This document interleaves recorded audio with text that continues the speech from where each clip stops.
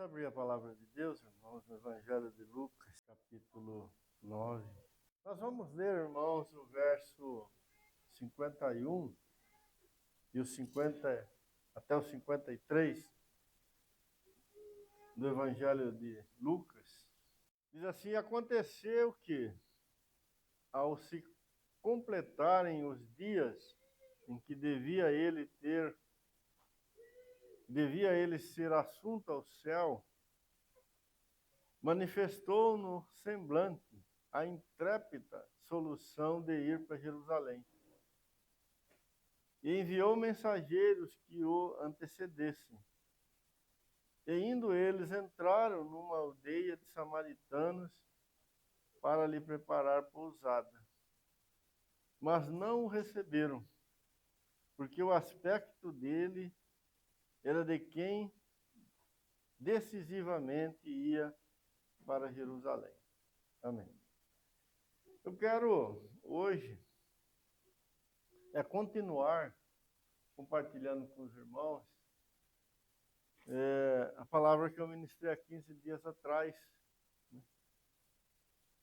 Quando falamos desse momento final da vida, né, do Senhor Jesus com os seus apóstolos ali nas terras de Israel, né? Especialmente naquele momento em que ele vai para a região da Galiléia até a cidade de Cesareia, e no caminho ele faz aquela maravilhosa pergunta, né, para os seus apóstolos, para os seus discípulos, acerca do que os homens estavam dizendo dele. E vimos isso lá em Marcos, né, capítulo 8.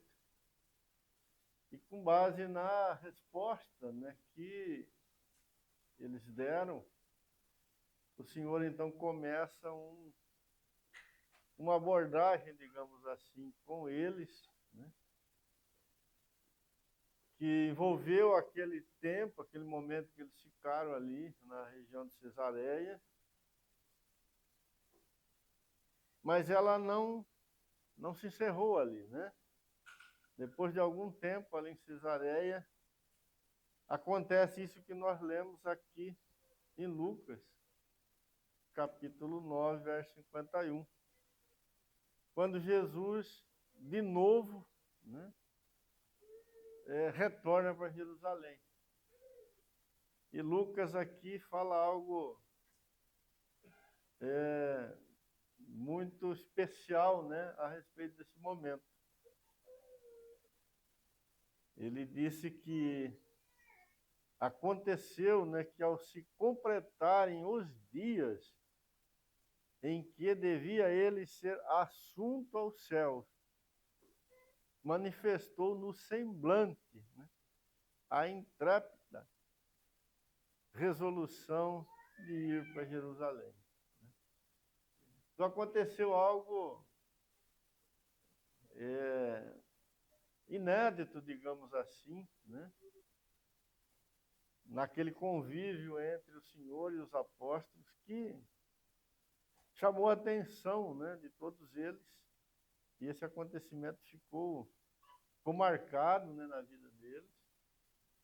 E essa informação chegou até Lucas, e ele vai ser usado aqui para escrever, né, para testemunhar isso, né, que o Senhor ficou tão decidido em ir para Jerusalém, que isso era possível ser notado, né, no seu semblante, né? Não que o semblante dele mudou fisicamente, né? Mas agora ele tinha um semblante que indicava, né, uma tomada, digamos assim, de decisão muito forte, né? Era alguém que quem olhasse para ele, como fizeram os samaritanos aqui, percebia claramente que ele estava indo na direção de Jerusalém, né? E, de uma certa forma, aquela abordagem que ele havia começado com seus discípulos, ela continua, só que um degrauzinho para cima, né? E ela vai ter mais alguns desdobramentos, né, e ter o seu desfecho final ali na cidade de Jerusalém. E nós vamos olhar, né, um pouco mais para tudo isso.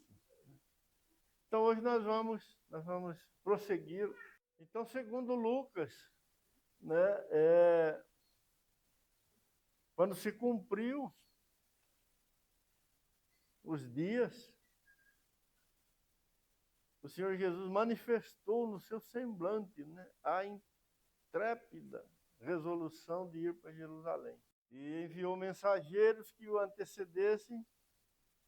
Indo, eles entraram numa aldeia de samaritanos para ali preparar pousada, mas não o receberam, porque o aspecto dele era de quem decisivamente ia para Jerusalém.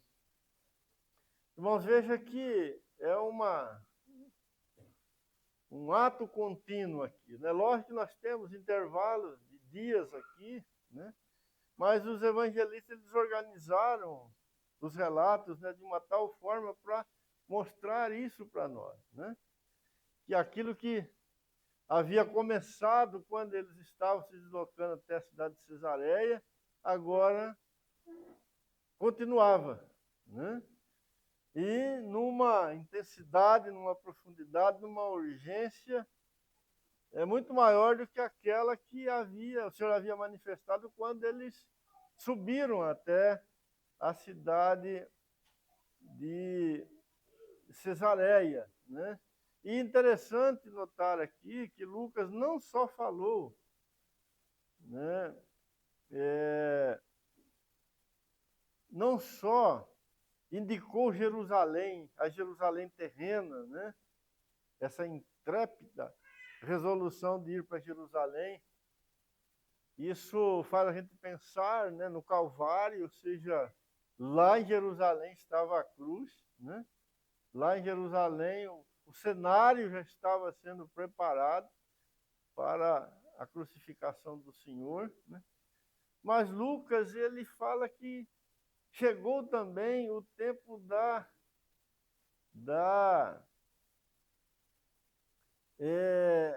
de Jesus ser assunto aos céus, né? Ou seja, de ser glorificado, né? De ser exaltado. Né? Lucas não separa essas duas coisas, né? E ele coloca ela juntas, né? Ou seja, o rei glorioso que seria, né, elevado às alturas e que iria realmente sentar à destra do Todo-Poderoso, estava indo na direção de Jerusalém. Estava indo na direção do Calvário, né? Da cruz. E nós vamos observar, irmãos, que nessa caminhada aí, Jesus fala mais 2 vezes da sua morte.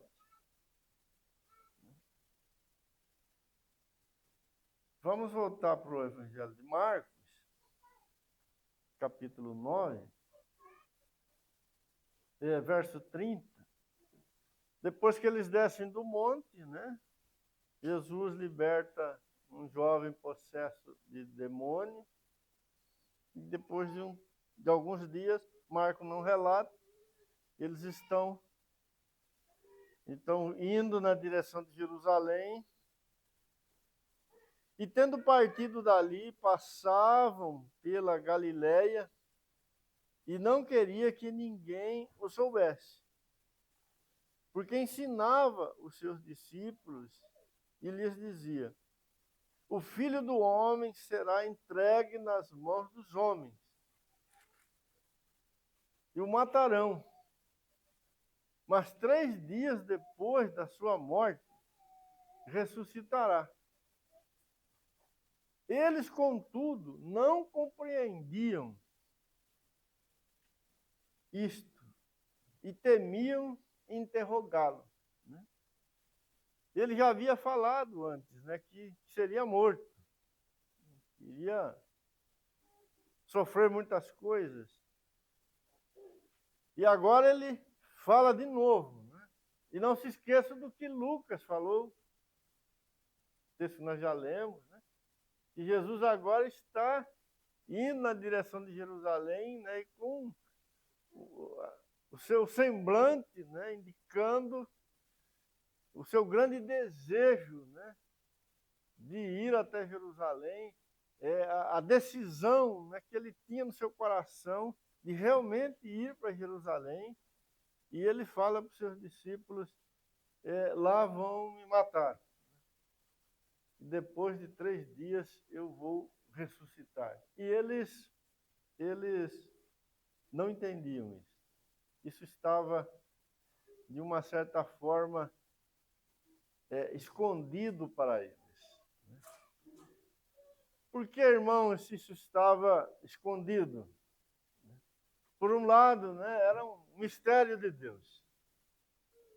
Isso seria revelado, né, na sequência, quando a obra toda estivesse cumprida, né?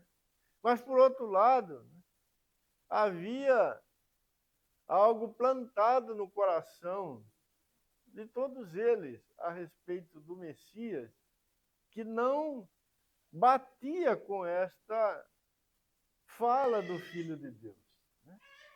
Eles esperavam um Messias, né, um libertador humano, alguém que permanecesse, né, para sempre com eles.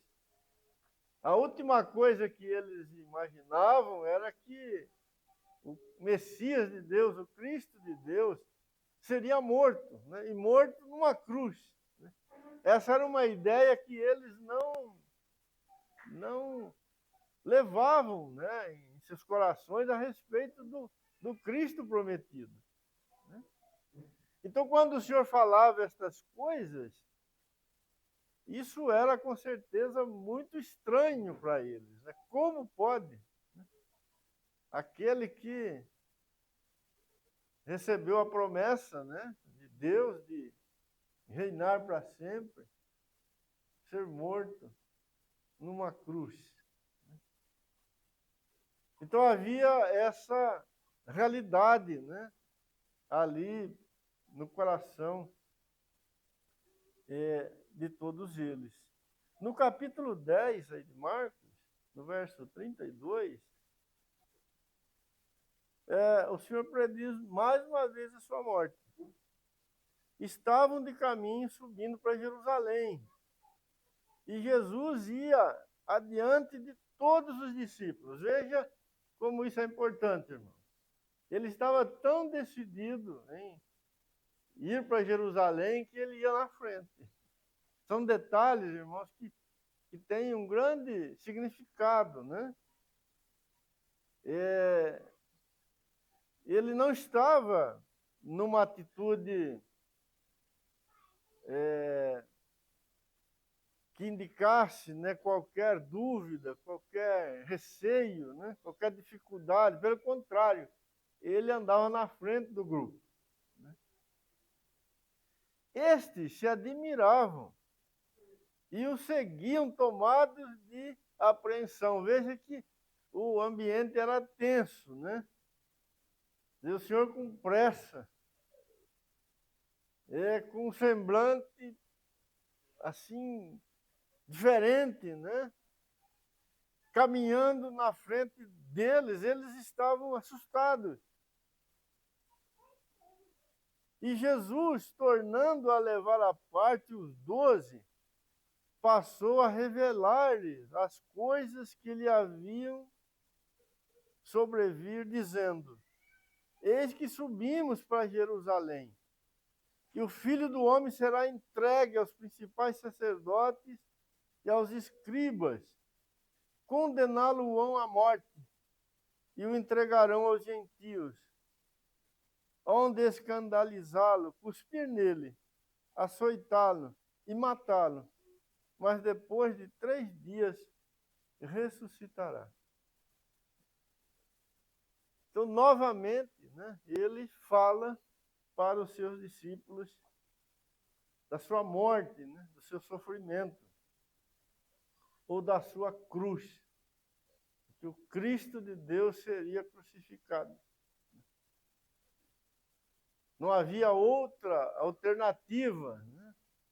Não, ele veio para isto. E agora ele estava indo nesta direção e andava e caminhava na frente daquele grupo, né? Com essa decisão no coração. Mas interessante, irmãos, a gente observar o que, paralelo a isso, estava acontecendo, ou ia acontecendo, ou continuava acontecendo no coração dos apóstolos. Eles estavam vendo isso com seus olhos, assistindo isso, né, de pertinho, sendo ministrados, né, pelo Senhor, assim, face a face, ouvindo dos seus próprios lábios nestas palavras, e tendo, no caso de Pedro, já uma porção, né, de revelação a respeito de Cristo. Viram a sua glória lá no monte, ouviram o próprio Deus bradar dos céus a respeito de Cristo. E agora, novamente o Senhor fala da sua morte, mas os apóstolos se mantinham, né, numa realidade completamente diferente dessa que governava o coração do Filho de Deus. Eles estavam funcionando numa outra frequência. E isso vai sendo demonstrado, né, ou denunciado na medida em que eles vão se aproximando de Jerusalém. Porque essa, irmãos, é a condição do coração humano caído, né, separado do Senhor, sem ainda ter recebido a revelação do Espírito de Deus a respeito do Cristo crucificado, sem ainda ter visto a necessidade que o homem tem, né, de ser alcançado pela graça de Deus, pelo poder de Deus, e ter o seu coração mudado. O homem não pode ser diferente daquilo que vemos aqui se manifestar na vida dos apóstolos, na vida daquela multidão que andava com o Senhor Jesus. No capítulo 9 aí de Marcos, no verso 33, eu vou ler a partir do verso 33, para fazer uma ligação aqui, né? Eis que subimos para Jerusalém, e o Filho do Homem será entregue aos principais sacerdotes e aos escribas, condená-lo-ão à morte e entregarão aos gentios, onde escarnecê-lo, cuspir nele, açoitá-lo, matá-lo, mas depois de 3 dias ressuscitará. Então, se aproximando dele, Tiago e João, filho de Zebedeu, dizendo-lhe: Mestre, queremos que nos conceda o que te vamos pedir. E ele lhe perguntou: que quereis que vos faça? Responderam-lhe: permita-nos que na tua glória nos assentemos à tua direita e outro à tua esquerda. Então o Senhor Jesus está falando da sua cruz, está falando da sua entrega, né? Está falando da sua morte. E os apóstolos se aproximam do Senhor e eles fazem esse pedido estranho, né, para o Senhor. Ó Senhor, nós queremos sentar um à sua direita e outro à sua esquerda. Irmãos, o texto que eu li, desculpa, eu li no capítulo 10, tá? Do verso 33 ao 35. Não sei se vocês perceberam. Vamos ler também o verso 9, o capítulo 9, do verso 33 ao 35. Tendo eles partido para Cafarnaum, estando ele em casa, interrogou os seus discípulos: de que é que discorríeis pelo caminho? Mas eles guardaram silêncio, porque pelo caminho haviam discutido entre si sobre quem era o maior. E ele, assentando-se, chamou os 12 e lhes disse: se alguém quer ser o primeiro, será o último, o servo de todos. Enquanto o Senhor estava caminhando para Jerusalém, falando da sua cruz, os apóstolos estavam aqui, nesse terreno. O outro evangelista vai dizer que João e Tiago usaram a própria mãe, né, que estava no grupo, para fazer esse pedido para o Senhor Jesus. Ou seja, quando o Senhor estiver reinando, né, não aquele reinado lá de Marcos, capítulo 9, verso 1, que vimos, né, mas nesse reinado que eles tinham em seus corações. Aquele Messias forte, né, libertador. Quando o Senhor estiver na sua glória, né, nós queremos que o Senhor nos coloque um do seu lado direito e outro do seu lado esquerdo. Mas aqui no capítulo 9 de Marcos, né, nós também temos o registro que eles iam discutindo, né? Enquanto o Senhor caminhava na frente deles, indo na direção da cruz, eles estavam discutindo quem deles era o maior. Os irmãos percebem a completa alienação que o coração do ser humano foi mergulhado, está mergulhado por causa do pecado. Podemos dizer assim que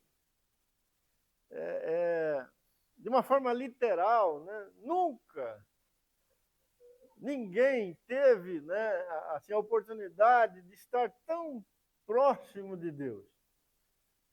É como aquele grupo de homens ali estavam do Senhor Jesus, né?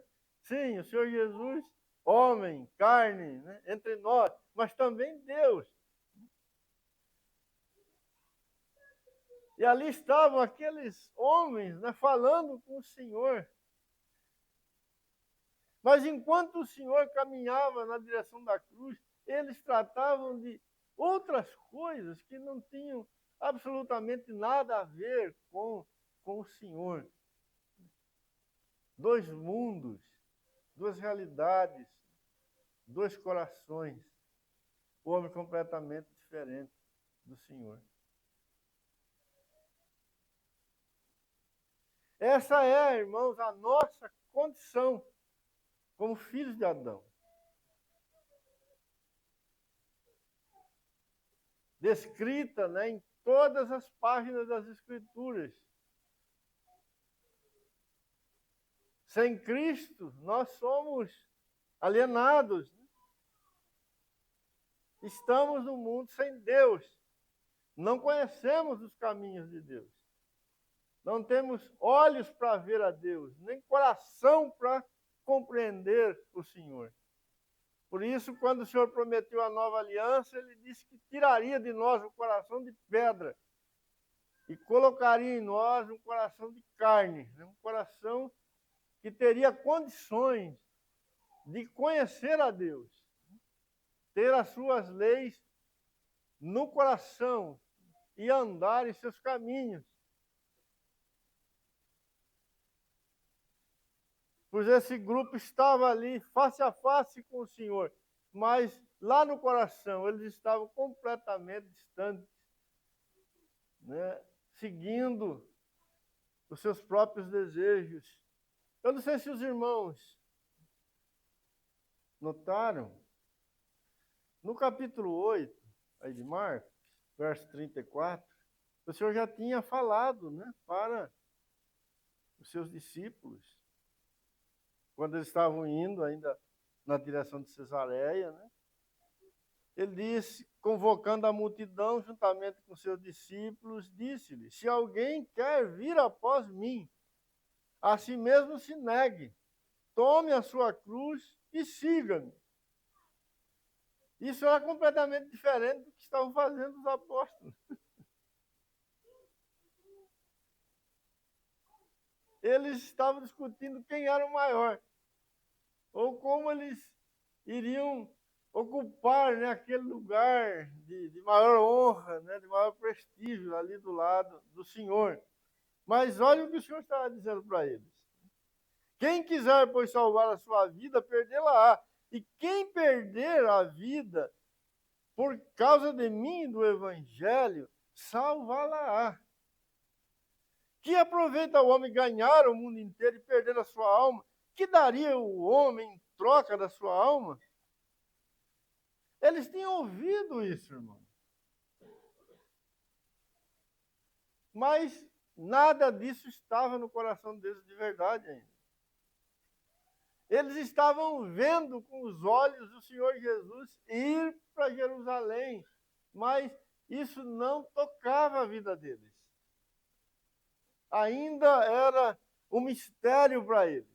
Porque qualquer que dessa geração adúltera e pecadora se envergonhar de mim e das minhas palavras, também o Filho do Homem se envergonhará dele quando vier na glória de seu Pai com os santos anjos, né? Então foi esta a palavra, né, que o Senhor insistiu, né, com eles enquanto caminhava ali na subida e na descida de Jerusalém. Abre agora em Lucas de novo, irmãos. Vamos no capítulo 9, verso 57. Indo eles caminhar fora, alguém lhe disse: seguir-te-ei para onde quer que fores. Estão eles indo na direção de Jerusalém. O Senhor está falando todas essas coisas. De repente, alguém no meio da multidão diz: olha, eu vou. Eu quero. Mas Jesus lhe respondeu: as raposas têm seus covis e as aves do céu ninhos, mas o Filho do Homem não tem onde reclinar a cabeça. Então aqui o Senhor vai desafiar aqueles, que foram 3, pelo menos que o evangelista registrou, que se apresentaram, né, para seguir Jesus nessa jornada. E o Senhor vai colocar diante deles o desafio, né? Ou, de uma forma mais prática, o que seria tomar a sua cruz e seguir nas suas pegadas.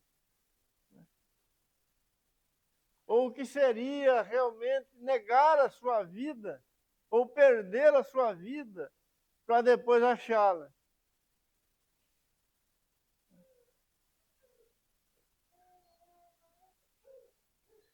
Então, o primeiro que se manifestou, ouviu do Senhor esta palavra: olha, o Filho do Homem não tem onde reclinar a cabeça. Ou seja, não havia naquela caminhada que o Filho de Deus estava fazendo, ou seja, na direção da cruz, qualquer promessa de vantagem ou lucro humano, ou algum tipo de desfrute que fosse do interesse da natureza caída do ser humano, ou seja, que atendesse a sua cobiça. O Senhor disse: eu, o Filho do Homem, não tenho nada disso para oferecer e para dar.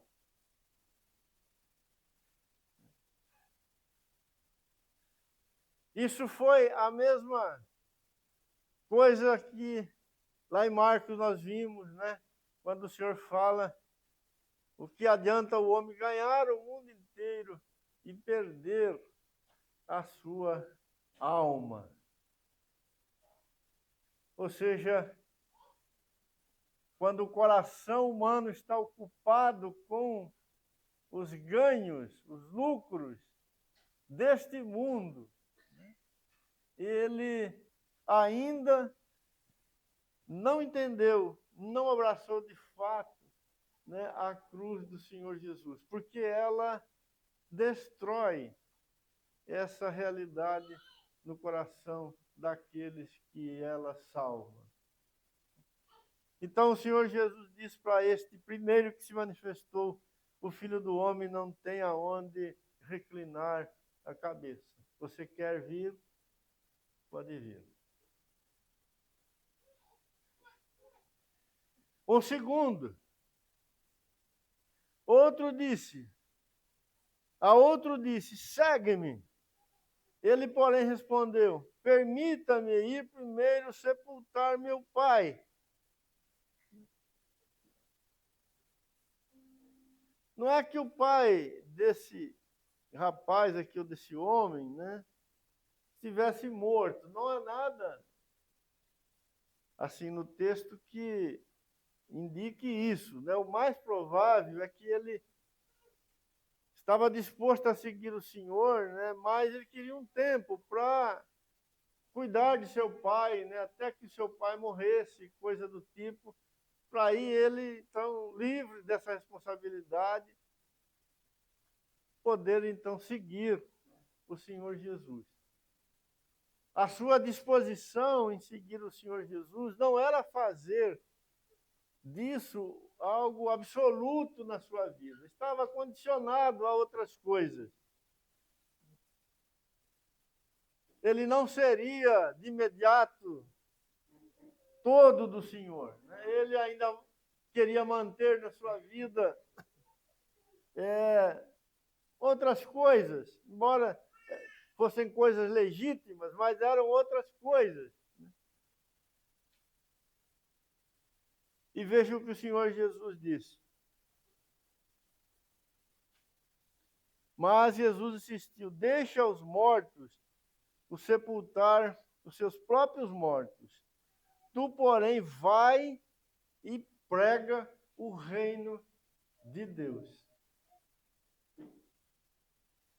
Veja, irmãos, que a cruz, o Cristo crucificado, ele demanda este nível de entrega, de consagração, de rompimento com tudo aquilo que é do interesse humano.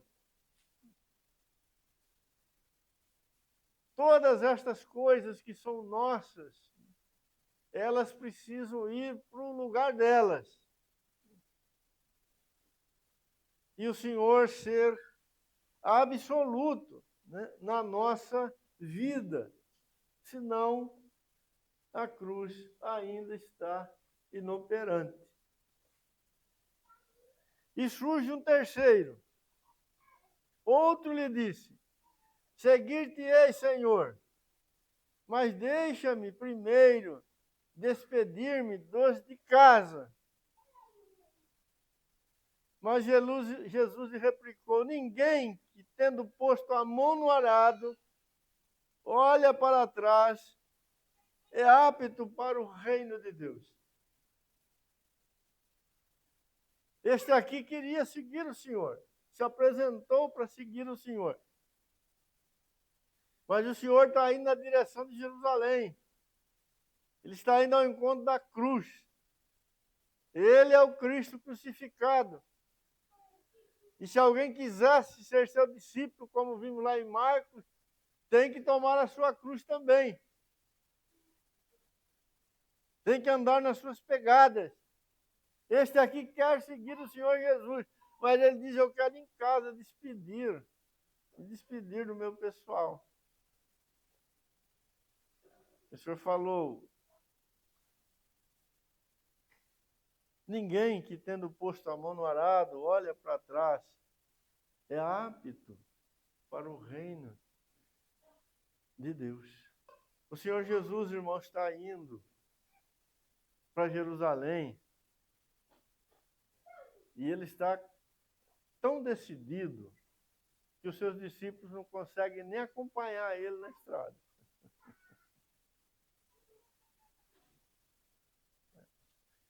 A sua decisão é tão firme que o pessoal tem que correr, porque senão ele vai embora e eles ficam. Aí aparece um e diz, olha, eu quero ir, mas primeiro eu tenho que ir em casa e dar um abraço na minha turma lá. O senhor falou, não.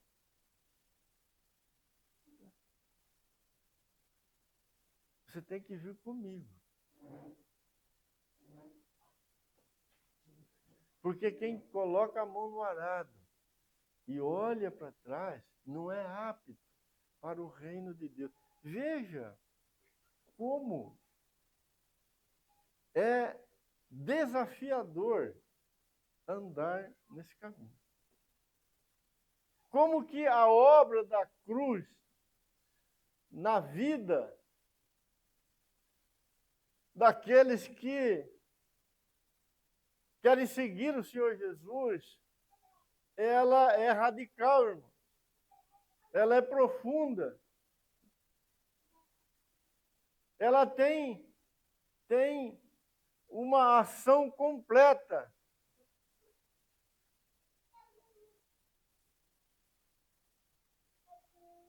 Não pode ficar absolutamente nada de fora. Alguém com esse coração devagar, o Senhor Jesus não tem como. Não vai ser assim. Não será desse jeito. No verso 51, aí mesmo de Lucas, do capítulo 9, nós já lemos esse texto, mas vou ler de novo. E aconteceu que, ao completarem os dias em que devia ele ser assunto ao céu, manifestou no semblante a intérpreta resolução de ir para Jerusalém. E enviou mensageiros que o antecedessem. Indo eles, entraram numa aldeia de samaritano para lhes preparar pousada, mas não o receberam, porque o aspecto dele era de quem decisivamente ia para Jerusalém. Os samaritanos não receberam o Senhor Jesus.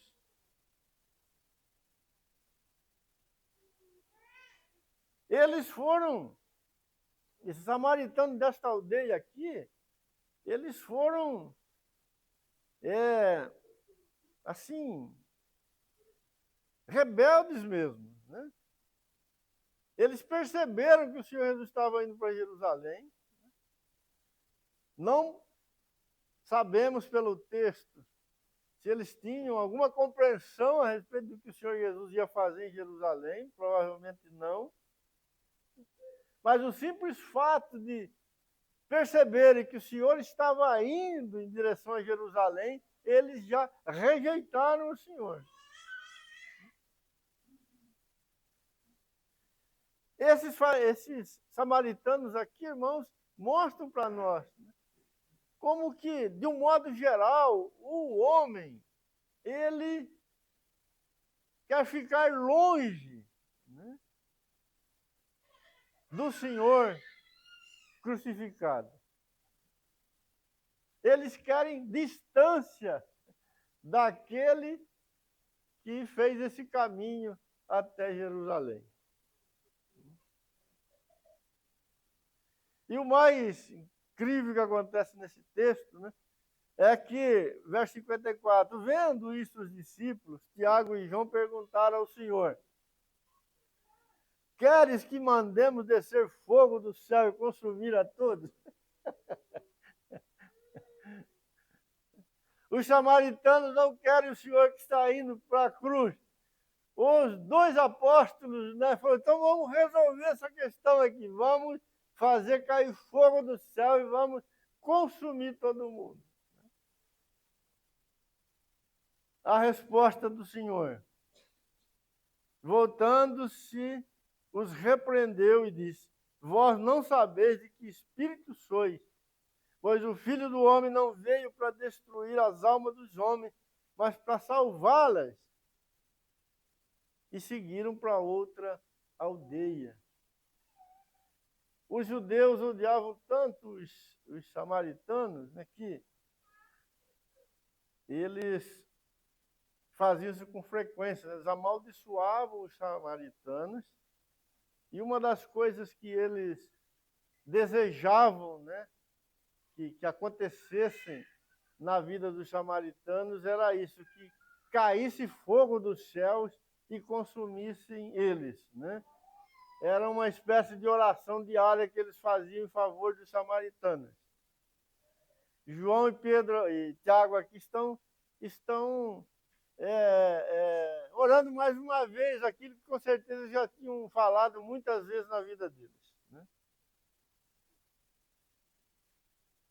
Isso mostra como todos estavam perdidos e separados completamente do coração do Senhor e daquilo que ele estava indo fazer em Jerusalém. Os samaritanos dizendo, nós não queremos ele. Os apóstolos dizendo, então nós vamos consumir vocês com fogo dos céus. Mas eles chegam em Jerusalém, irmãos. Vamos para Marcos. Marcos conta isso de uma maneira especial, né? Marcos, capítulo 14. Quando o Senhor chega em Jerusalém, algo muito especial vai acontecer. Aquela realidade que estava ali no coração dos apóstolos, ela vai ser desnudada.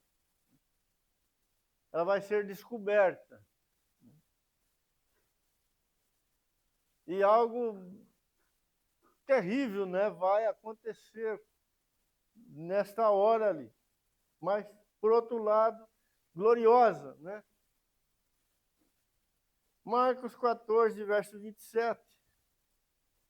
Então lhes disse Jesus, todos vós escandalizareis, porque está escrito, ferirei o pastor e as ovelhas ficarão dispersas. Eles já estão em Jerusalém, o Senhor já havia falado para eles várias vezes que ele ia ser morto, e chegando a hora, então o Senhor prepara eles mais uma vez, diz, agora vai se cumprir essa palavra aqui. O pastor vai ser ferido e as ovelhas vão fugir. Mas depois da minha ressurreição, irei diante de vós para Galiléia. Então disse Pedro, ainda que todos se escandalizem, eu jamais. Respondeu-lhe Jesus, em verdade te digo que hoje, nesta noite, antes que 2 vezes cante o galo, tu me negarás 3 vezes. Mas ele insistiu com mais veemência. Ainda que me seja necessário morrer contigo, de nenhum modo te negarei. E assim disseram todos. Vejam, irmãos, que eles estão falando com a boca, que eles estavam abraçados também com a cruz de Cristo. Eles disseram, olha, se for preciso morrer, nós morremos também. Nós estamos aqui e nós estamos prontos para morrer. E Pedro foi até um pouco mais enfático, né? Ele disse, olha, se todo mundo fugir, mas eu não vou fugir, eu morro com o Senhor. Veja que havia um engano no coração dos apóstolos, né? Como o Aldir ministrou para nós semana passada. Fruto da ignorância deles. Eles não tinham condições de ver realmente a realidade em que eles estavam introduzidos, colocados. Pedro não está blefando aqui, ele só está cego, né? Ele só é ignorante a respeito da sua condição e a respeito da demanda da cruz. A cruz que apenas o Senhor Jesus verdadeiramente tem condições de abraçá-la.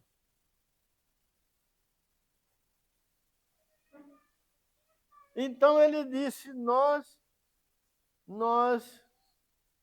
estamos prontos, né?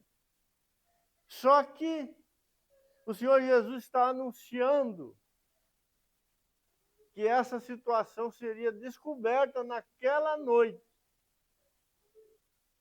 O Senhor disse para Pedro, olha, hoje, antes do galo cantar 2 vezes, você vai me negar 3 vezes. Antes do galo cantar, Pedro, 2 vezes, nós vamos descobrir.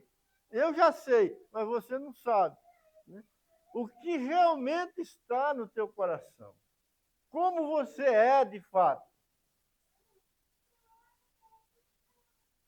Ah, irmãos, esta é a obra que Deus tem que fazer, e Ele faz no coração de todo homem que Ele salva. Ou seja, vai chegar uma hora que Ele vai mostrar para o homem, porque a salvação inclui isso, envolve isso, né? E que Ele está totalmente comprometido consigo mesmo, com seus interesses, com os seus ganhos, com os seus lucros, com os seus prazeres, enfim, com a sua vida. E que a disposição do seu coração é para ganhar o mundo inteiro. E ele não sabe, ele está cego para isso, de que nós não fomos criados por Deus com esse propósito, nós existimos para a glória de Deus. O pecado foi que nos introduziu nessa miséria, nessa lama, nesse poço profundo. E o Senhor disse hoje, Pedro, esta noite, isto vai ser revelado antes que o galo cante. Como? Quando as demandas da cruz for colocada diante de você, Pedro. A princípio, Pedro disse, deixa com nós, que nós vamos dar conta. Nós vamos dar conta. No versículo 61, daí do capítulo 14 mesmo, o Senhor Jesus está sendo julgado, né, pelo Sinédrio, e diz assim, ele, porém, guardou silêncio, referindo ao Senhor, e nada respondeu. Tornou a interrogá-lo o sumo sacerdote e lhe disse, és tu, Cristo, o Filho do Deus bendito? Jesus respondeu, eu sou. E vereis o Filho do Homem assentado à direita do Todo-Poderoso, vindo com as nuvens do céu. Então o sumo sacerdote rasgou as suas vestes e disse, que mais necessidade temos de testemunha? Ouvistes a blasfêmia? Que vos parece? E todos o julgaram réu de morte. E puseram-se alguns a cuspir nele, a cobrir-lhe o rosto, e dar-lhes murros, e a dizer, profetiza. E os guardas o tomaram a bofetadas. Então o Senhor está sendo julgado, questionado pelo Sinédrio, e quando ele é perguntado se ele é o Filho de Deus, ele diz, eu sou. Então aquilo é considerado uma blasfêmia, e por causa disso ele é condenado à morte pelo Sinédrio. E já começa imediatamente a esbofetear, cuspir e amaldiçoar o Filho de Deus. Ou seja, ele foi declarado, né, culpado e deveria morrer. E estando Pedro no pátio, veio uma das criadas do sumo sacerdote e, vendo a Pedro que se aquentava, fixou-o e disse, tu também estavas com Jesus, o Nazareno? Mas ele o negou, dizendo, não conheço, nem compreendo o que dizes. E saiu para o alpendre, e o galo cantou. Ou seja, Pedro aqui foi abordado se ele era discípulo de Jesus. E se ele dissesse que ele era discípulo de Jesus, ele passava a correr risco de morte também. Então, a cruz foi apresentada para Pedro, de fato, pela primeira vez através dessa empregada aqui. Ela podia denunciá-lo lá para o Sinédrio e ele ser também incluído, né, como mais um que deveria morrer crucificado. Pedro, nem conheço ele.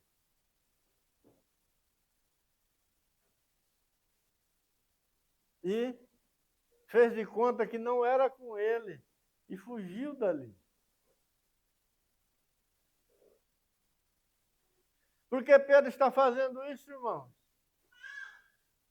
Porque a cruz, ou Cristo crucificado, ainda não está no coração dele.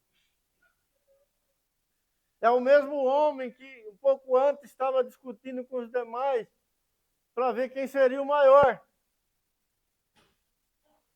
Era o mesmo homem que um pouco antes estava vendo com os outros quem ia conseguir sentar à direita ou à esquerda do Senhor Jesus. Era o mesmo homem que estava um pouco antes querendo fazer cair fogo do céu para consumir os samaritanos. Aqui está ele, agora colocado cara a cara com a cruz, e ele disse, não, de jeito nenhum. Aqui ele está em harmonia com o próprio conselho que ele deu para o Filho de Deus, quando a cruz foi anunciada. Naquela ocasião, ele disse para o Senhor, não morra na cruz, né? Ô Senhor, não permita que isso aconteça.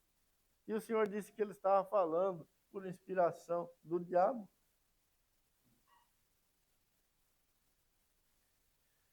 Vindo, verso 69, e a criada, vendo, tornou a dizer aos circunstantes,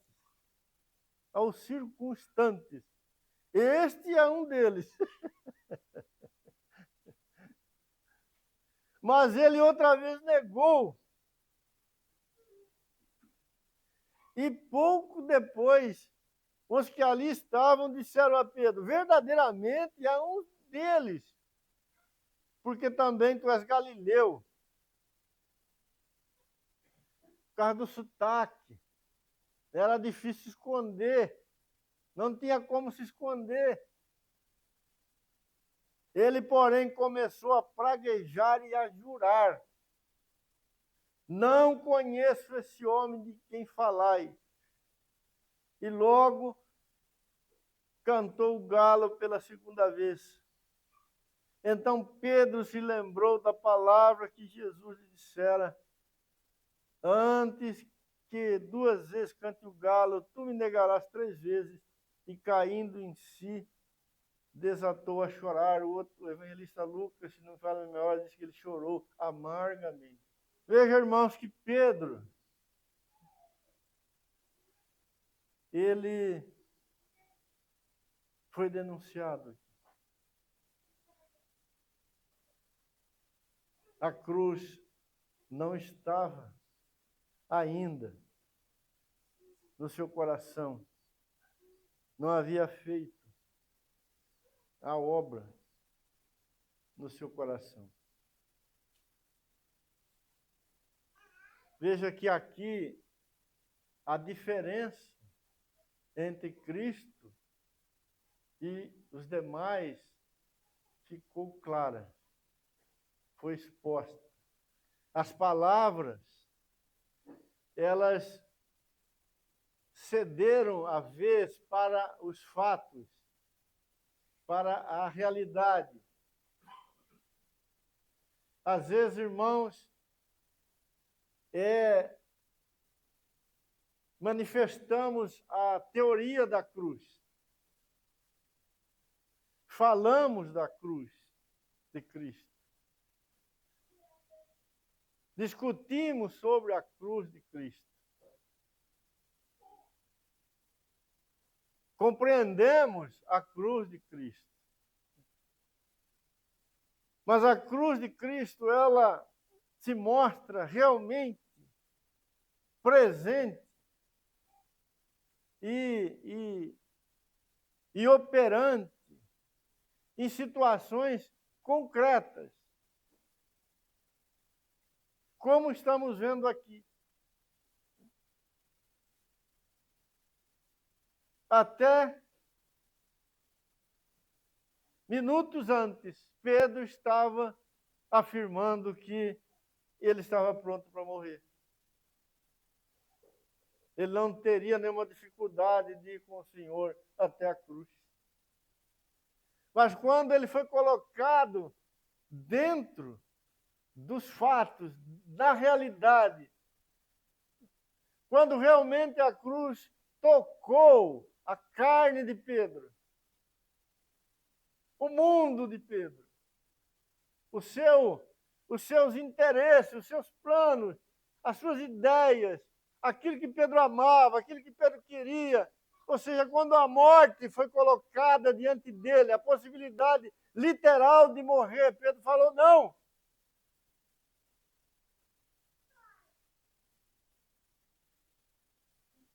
Irmãos, o Evangelho, ele tem que produzir esta obra na nossa vida, senão nós não seremos capazes de andar com o Senhor Jesus e nem conhecer o Filho de Deus. Tomar a cruz de Cristo e andar nas suas pegadas é permitir, é cooperar com Deus, é ser alcançado por Deus de tal maneira que a obra da cruz seja concreta na nossa vida. Porque se ela não for, ela nos colocará em caminhos diferentes. O Filho de Deus aqui foi para a cruz e Pedro foi chorar amargamente.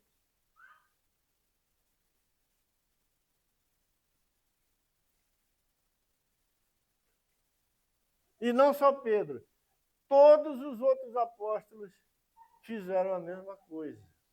Pedro não foi capaz de ir junto com o Senhor, porque ele só seria capaz se a cruz estivesse de fato operando nele. Mas como não estava, o Senhor foi para um lado e ele foi para o outro.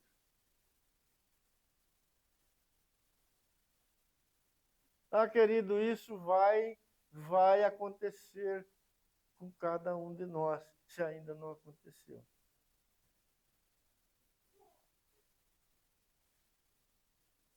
Não podemos ser discípulos de Jesus sem a cruz. Não podemos ser discípulos de Jesus se não negarmos a nós mesmos. Não podemos andar nas pegadas de Jesus se não morrermos com o Filho de Deus. Se ainda estamos vivos, se ainda somos senhores da nossa vida, se ainda achamos que temos o direito de correr como Pedro correu aqui, a hora que a situação é posta no nosso caminho, ainda não estamos levando a nossa cruz e não podemos ser discípulos do Senhor. Porque há um homem caído, há um homem rebelde, há um homem que pensa apenas nos seus interesses, há um homem inimigo de Deus que precisa ser morto, destruído, desfeito, para que o Filho de Deus, o varão perfeito, seja formado no lugar dele. E o Senhor, irmãos, ele, na sua graça, misericórdia e bondade, ele faz essa obra de salvação em todo aquele que ele alcança, em todo aquele que ele chama, em todo aquele que ele salva. Porque isso vem dele. Mas é assim que ele nos salva. De nenhum outro jeito.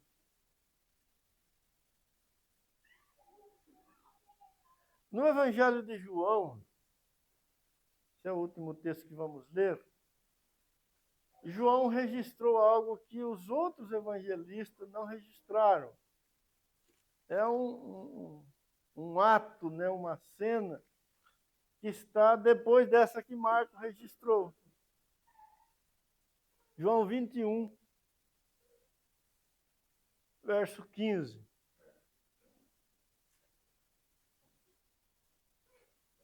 Pedro vai chorar amargamente. E depois de um tempo, de alguns dias, o Senhor Jesus vai ao encontro de Pedro. Então diz assim o texto, João 21, verso 15. Depois de terem comido, quando o Senhor apareceu, né, para os discípulos ali na praia, perguntou Jesus a Simão Pedro: Simão, filho de João, amas-me mais do que estes outros? Ele respondeu: sim, Senhor. Ele lhe disse: apacenta os meus cordeiros. E tornou a perguntar-lhe pela segunda vez: Simão, filho de João, tu me amas? Ele respondeu: sim, Senhor. Tu sabes que te amo. E disse-lhe Jesus: pastorei as minhas ovelhas. Pela terceira vez, Jesus lhe perguntou: Simão, filho de João, tu me amas? Pedro entristeceu-se por ele lhe ter dito pela terceira vez: tu me amas? E respondeu-lhe: Senhor, tu sabes que de todas as coisas, tu sabes que eu te amo. E Jesus lhe disse: apacenta as minhas ovelhas. Em verdade te digo que quando eras mais moço, tu te cingias a ti mesmo e andavas por onde querias. Quando, porém, fores velho, estenderás as mãos e outro te cingirá e te levará para onde não queres. Disse isto para significar com que gênero de morte Pedro havia de glorificar a Deus. Depois de assim falar, acrescentou-lhe: segue-me. Nós sabemos, né, pela história, que o apóstolo Pedro foi crucificado, de cabeça para baixo. Literalmente, ele foi crucificado, de cabeça para baixo. Então foi um apóstolo que teve uma morte, né, diferente. Todos eles, né, tiveram mortes assim difíceis, mas a de Pedro foi marcada, né, por essa situação de ter sido crucificado e de cabeça para baixo. E o Senhor Jesus aqui está fazendo menção disso. Está dizendo: olha, Pedro, quando você for mais velho, ou daqui a um tempo, vão te levar para um lugar que você não quer ir. Mas você vai.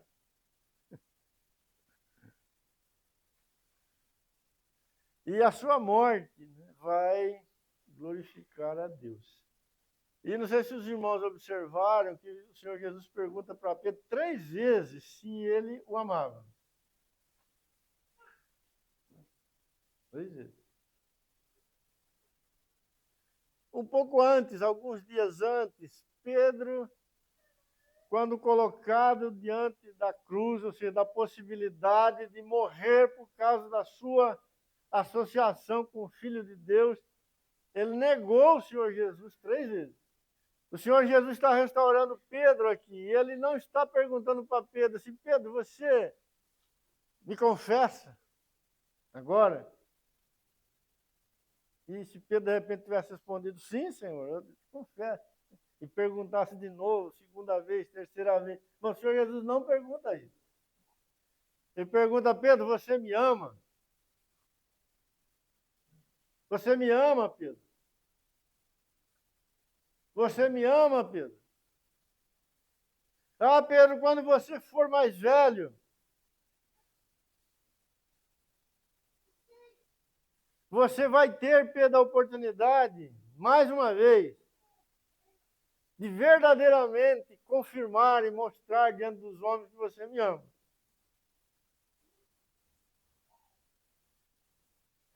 E como você vai me mostrar, Pedro, diante dos homens, vai glorificar a Deus que você me ama? Como você vai fazer isso, Pedro? Você será levado até a cruz. O Senhor só não disse que ele seria crucificado de cabeça para baixo, né? Mas ele foi. O que o Senhor estava prometendo a Pedro, que quando Pedro negou o Senhor, quando Pedro não abraçou a cruz, quando Pedro decidiu continuar vivendo para si, o mal maior que estava nisso, a raiz desse problema, era o fato de Pedro não amar o Senhor de todo o coração. Esta é a grande questão, irmãos, que está no nosso coração. Como filhos de Adão, como homens caídos, nós não amamos a Deus. Nós amamos a nós mesmos. Nós somos o centro da nossa vida. Nós somos o centro dos nossos interesses. Mas Deus, na sua graça, vem com a sua solução. E qual é a solução para esse problema? A cruz, querido. É ela que vai nos libertar desta prisão. É ela que vai nos tirar destas cadeias eternas. E o Senhor Jesus está dizendo para Pedro, e Ele está dizendo para todos nós, Ele está dizendo para todos salvos, eu farei isso. Vai chegar um dia, Pedro, que você vai me glorificar. Que você vai ser capaz de morrer numa cruz, de cabeça para baixo, por causa do amor que você terá no seu coração por mim.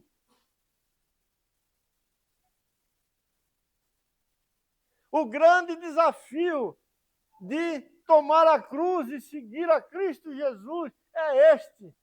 Só fará isso o coração do homem visitado pelo Espírito Santo de Deus e tendo nele recebido o amor de Deus.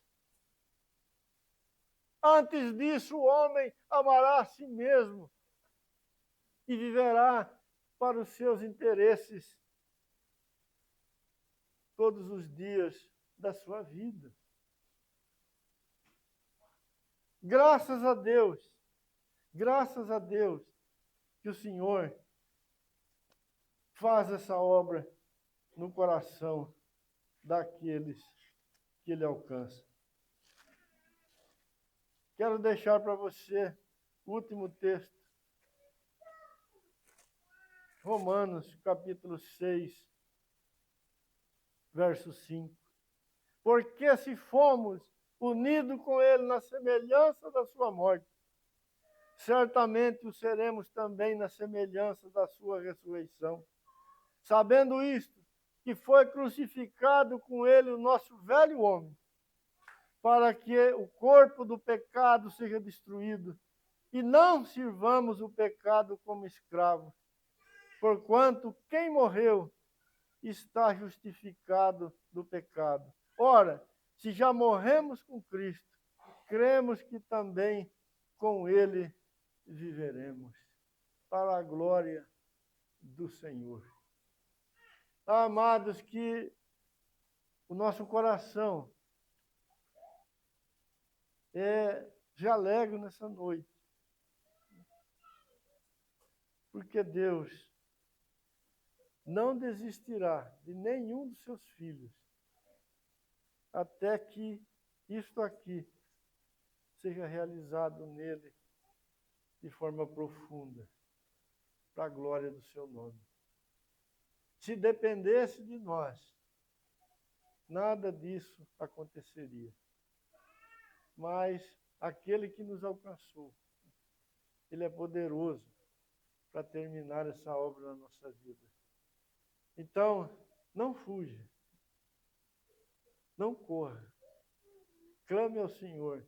Senhor, vem e me salva para a glória do Senhor.